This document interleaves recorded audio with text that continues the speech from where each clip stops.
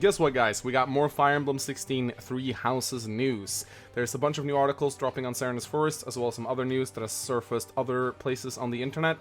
Some of the news are a couple days old, I just haven't had time to cover it yet, but there's some new news as well that just hit, so it's going to be a little bit of a mixed bag in today's episode. Once again, this video is edited by my designer Cyan. Let's hope he gets the sound levels properly this time around. You know, if he still wants to have a job after this is done. Anyway, guys, let us start with the first news story of today. So starting off today, we got some very weird news from Twitter, of all places. The voice actor of Edelgard, or should I say the former voice actor of Edelgard, Christina V, just made a tweet that made a lot of people really upset, sad, and also angry because we still really don't know what's going on. Her original tweet reads, "Hey guys, I just found out that I won't be reprising my role as Reina Kosaka in the Sound of Euphoria movie. Wasn't told, wasn't offered to re-audition. I wish the best to everyone involved. Heart."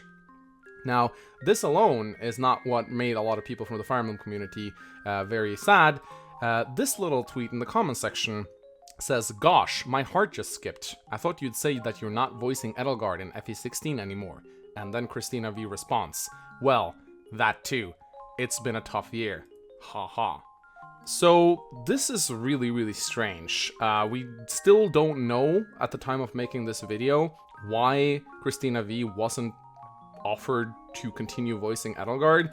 In her original tweet, she says, "Wasn't told, wasn't offered to re-audition." So this very much tells us that she didn't step down from the role willingly. She was kicked off the role, at least in her original role as Reina Kosaka. And I don't know who this is or what the Sound of Euphoria movie is, but it seems that since she responded to the same tweet saying, "Well, I won't be voicing Edelgard either," this seems like she was kicked off the role. I mean, she followed it up saying, "It's been a tough year." I spent a lot of time going through the rest of the comments in this tweet to see if she made any follow-up responses, but so far it doesn't seem like she has. Maybe she will have by the time this video comes out. In that case, I'll just make like a pinned comment explaining, but we can actually hear there's a difference between Edelgard's voices in the various trailers. In the first trailer that dropped, the one we got way back, you can hear Christina V's voice. Such a brutal, irrational world we live in. But in some of the newer trailer, when we hear Edelgard speaks, we can actually hear that there's another voice actor delivering her lines. Forward, now!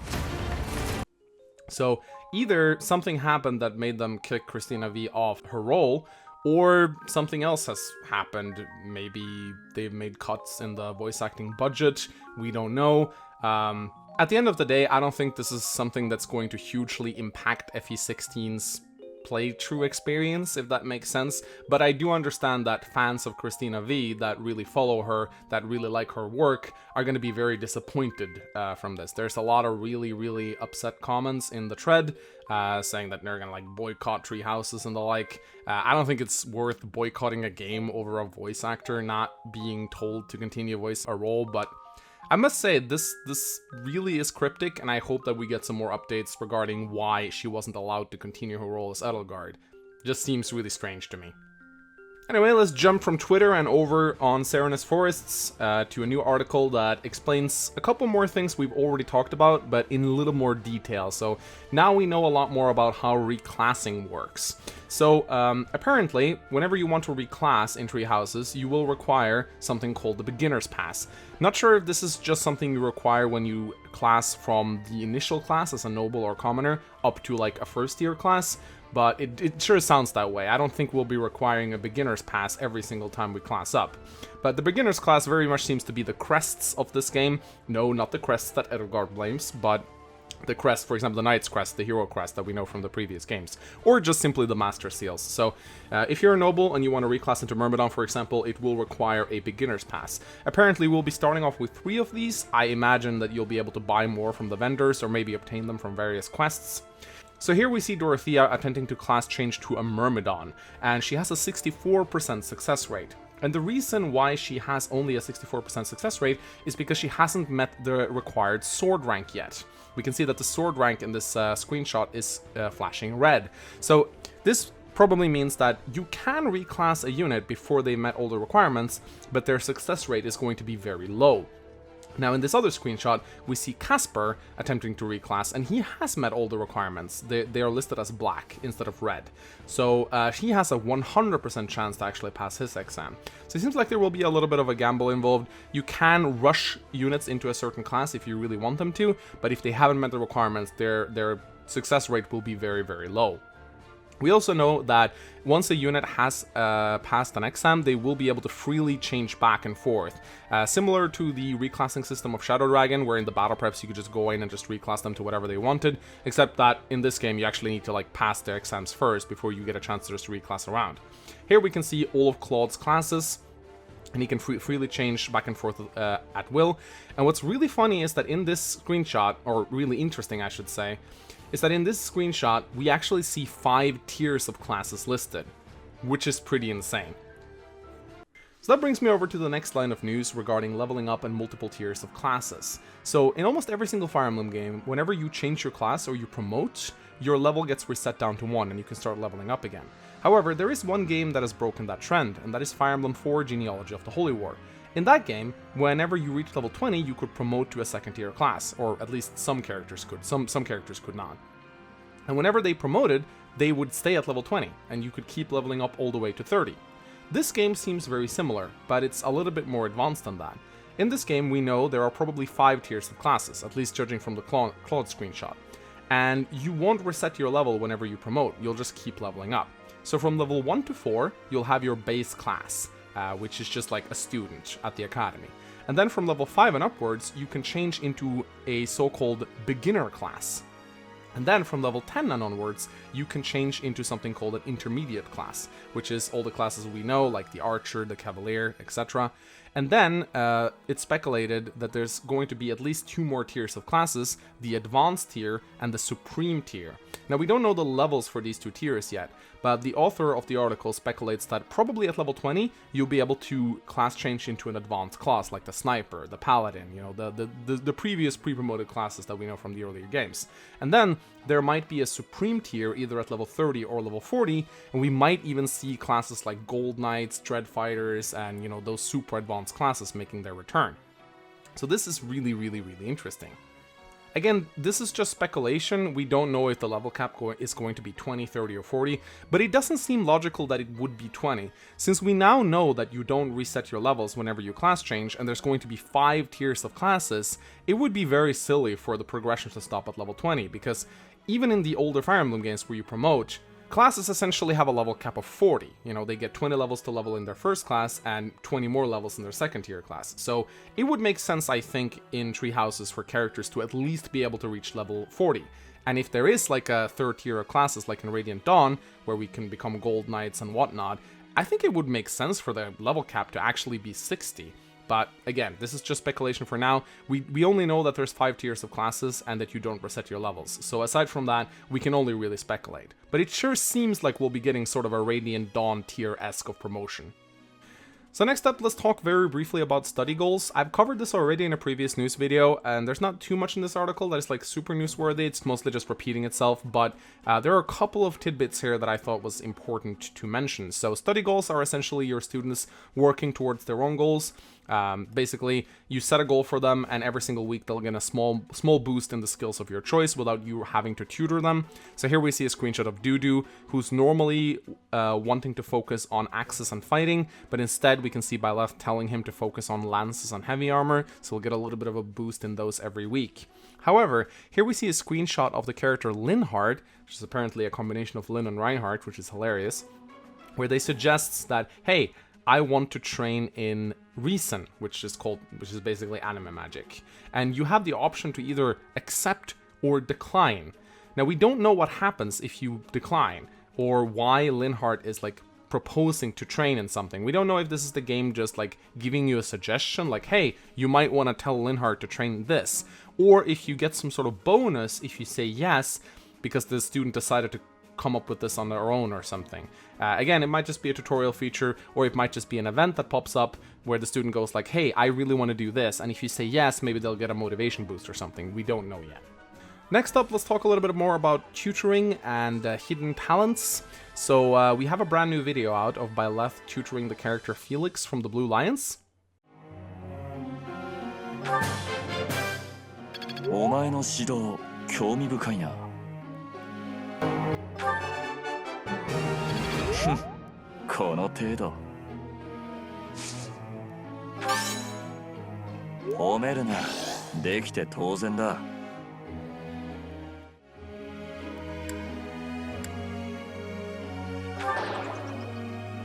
理解したと思ったのだが。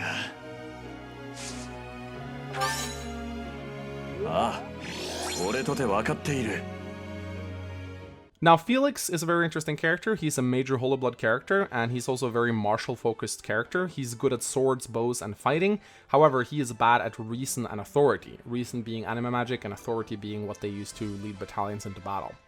Now, if you remember one of my previous news updates, we talked a lot about hidden talents. Hidden talents are essentially when you force a student to study in something they're bad at. We saw a clip of Dorothea being forced to study light magic, something she's really bad at.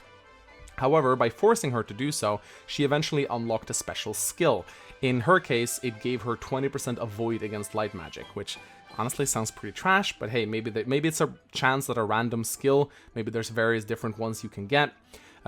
We previously thought that you'd need to discover these for yourself. However, it seems that you will actually be showing an icon next to a skill that you can unlock a hidden talent in. So for example, in this case, next to Felix's recent stat, there is 3 empty stars. And I very much speculate that this means that you'll need to force him to study 3 consecutive times, and the stars will probably fill up as you give him each lesson. Now, when you eventually fill out all 3 stars, he will get one of these hidden skills. Again, Dorothea got 20% avoid against light magic. Maybe Felix will get 20% avoid against anime magic. Again, doesn't seem very good to me, but there could be other skills that you can get that might be better. So when you see these 3 stars, yes, if you force Felix to study in this field, he'll do very badly. He'll get very little experience, but he will eventually have a chance of getting one of those amazing skills. So here we see Byleth doing just that, and we can see that the result is bad, which seems to give Felix half as much experience as he would have gained from the lesson. However, you can also comfort him apparently after the lesson to give him some of his motivation back. So that's nice, I guess. Also, some good news for those of you who are just sitting here going, shit, I don't want to micromanage all this shit, I don't want to think, I just want to play. Can I just skip all this shit and just go straight to the gameplay? Yes, actually, there is a feature called Auto Tutor, which essentially, if you played Heroes, it's kind of like auto battling, but for the Academy. If you press Auto Tutor, try to say that quickly. You will essentially just let the game tutor your students for you, and you can just focus on playing the actual game. I imagine that this will probably be a bit of a handicap, as I don't think that the game tutors your students as good as you can.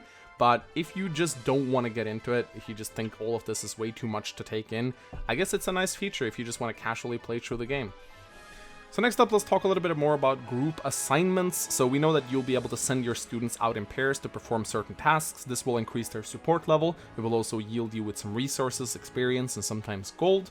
So here we see a clip of Edelgard and Petra flying around on Pegasi outside the Garrukmak Monastery to test the aerial defenses.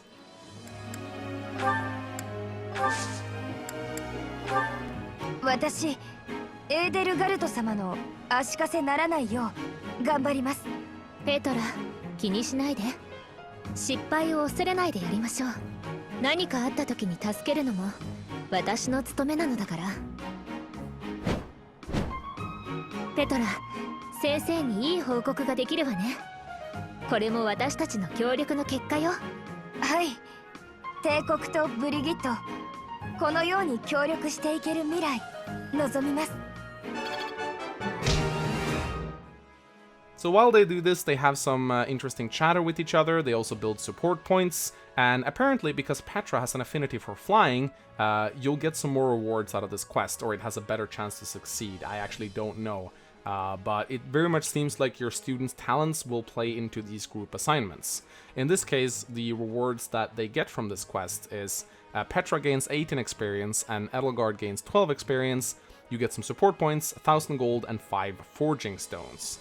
Now, on a very interesting note, we see that Petra right here is talking with a very foreign accent. Again, she seems to hail from a place called Bridgage, which is an island nation towards southwest of Adrestia. Again, Petra reminds me a lot of Athena from Shadow Dragon. She has this very exotic look, and she also talks very weirdly, indicating that she is a foreigner, not accustomed to the language. I also think it's kind of funny that the island is called Bridget. This seems to be sort of an Easter egg to genealogy of the holy words Bridget, who also comes from sort of an island nation of pirates. Just something I thought was kind of funny to bring up here. Next up, let's talk about something interesting that was discovered by a user named Lord Grima over on the Serenus Forest forums regarding bilats crests. So regarding this crest, we don't really know anything about it. We know that it looks like this, and we know that it's called the Crest of ?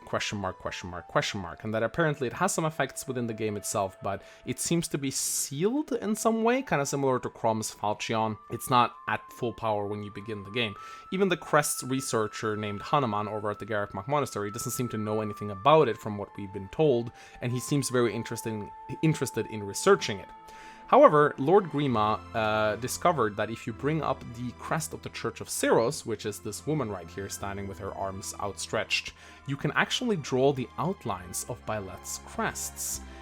Again, this might just be someone looking way too much into it. It could be a coincidence, but it's not uncommon for Fire Emblem artists to sort of cover up things and leave foreshadowing in art. For example, in the cover art of Book 3 of Heroes, the artist intentionally drew the outlines of a skull. And this seems like it could have been done on purpose as well, sort of like Bilet's crest is part of the Church of Ceros. Again, this could be some foreshadowing that the crest that Bilet has is somehow intricately tied with the Church of Ceros. Again, this could just be speculation, but I thought it was interesting enough to put in this video regardless. Finally, to wrap up this video, let's bring up the two new character profiles that have been revealed, one for Lysithea and one for the new character Ignace. So let's talk about Lysithea first. She is from the Golden Dare, and her full name reads Lysithea von Cordelia, and her description reads, the eldest daughter of Duke Cordelia's family. She's the youngest student enrolled this year at 15 years of age. She's a child prodigy who excels at magic, yet she's a hard worker who doesn't make a fuss about her talent. Despite that, she has a childish side, not wanting to be seen as a child and having a fear of ghosts. Please don't make this Hayato 2.0. Oh my god, like, I am young, but I am not young. Ooh, I hope that won't be her character. She seems like she has a bit of a mischievous side to her. She's apparently sort of like a prodigy, like Cordelia was. She's gonna be, like, very good at everything, I guess? I don't know. We know that she gets double experience from her professor tutoring sessions. So she seems like she's gonna be a character that's gonna be very easy to train in the monastery itself. And then we got the character Ignace from the Golden Dare, and the article reveals, the latest Fire Emblem Three Houses character to be introduced via the game's official Twitter account is Ignace of the Golden Dare, the second son of a merchant family from the Leicester Alliance. He joined the Officers' Academy in order to support his parents, as his older brother will inherit the family business. However, it seems like his passion lies somewhere else. He's kind-hearted and loves nature and art. He's voiced by Shogo Yano. And here we also have a clip of Ignace. ここは素晴らしい美術品の宝庫ですね。毎日見てても見飽きませんよ。ここが建てられたのは1000年も前なんです。当時の美術様式を見られるのは貴重ですよ。はい、とても。実家が商家で美術品を見る機会に恵まれていたものですから。So just as I was done wrapping up the recording of this and sending it over to my designer, the Instagram account of Nintendo Switch Europe just released a video where they show off all the items that follow the Fire Emblem 16 limited edition. So I'm gonna show the video right here.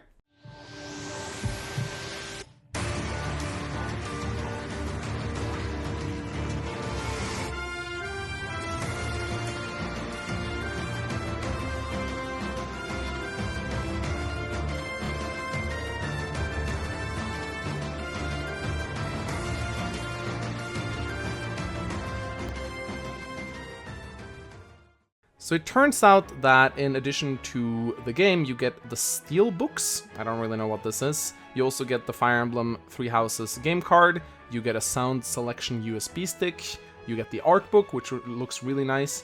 And you also get the Three Houses pin badge set, which seems to be sort of the crests of the various nations in physical form. This actually looks really nice, and I sort of want it. I might just order it. Alright, ladies and gentlemen, that was it for this batch of Fire Emblem 16 Three Houses news. There's still some news I haven't covered yet, so I might make another video in the future following up on everything that I missed. Let me know what you thought about the news in the comments below. Are you still excited for this game, or are you not excited for this game? I want to hear about it either way. I love hearing what you guys have to say. So definitely let me know. Also, inform my designer Jake how he did editing this video. Hopefully he got the sound levels right this time around so you can actually hear what I'm saying. As always, guys, I'll be back with more Fire Emblem 16 news soon. Give this video a like and a comment, and I shall see you guys next time. Bye-bye.